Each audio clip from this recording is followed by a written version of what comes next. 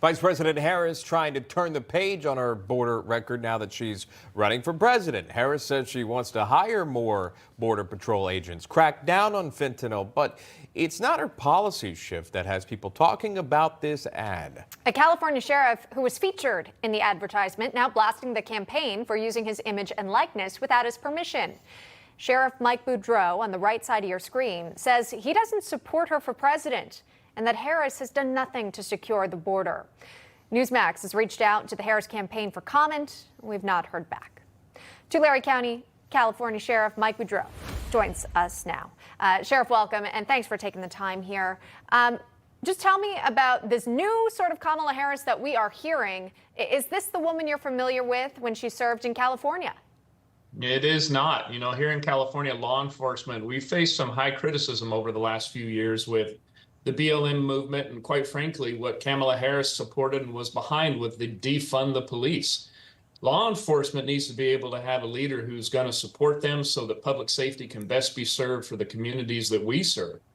California, quite frankly, with Kamala Harris, was a big supporter of Proposition 47. And if you're familiar with that, pretty much decriminalized theft throughout California, making retail theft one of the biggest issues that we're facing here. And during her time, this picture here, during her time when she is the Attorney General, she dismantled over 50 different Bureau of Narcotic Enforcement task force up and down the state of California. She represents herself as the law enforcement supporter. Well, I can tell you, if you look at this picture very closely, you can see the disdain on every one of our faces because of what happened here that day. That day, she came in very late to the briefing. She didn't shake the hands of any of the four individuals that you see up there. I have a fellow sheriff, Dave Robinson, there with me. And then she left. She promoted this as being tough on border gangs. The reality of it is this was local law enforcement working hard with state officials, including DEA and DOJ. But in this case, it was local law enforcement, men and women working hard to get drugs off the street.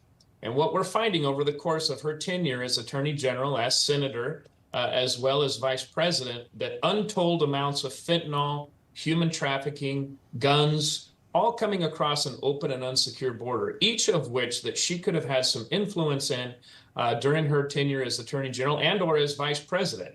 And now I can't just set to the side with the idea and the implication of my picture being there as supporting Kamala Harris, when in fact she is not a supporter of law enforcement. So you've outlined what she's done in your state in California in terms of law enforcement.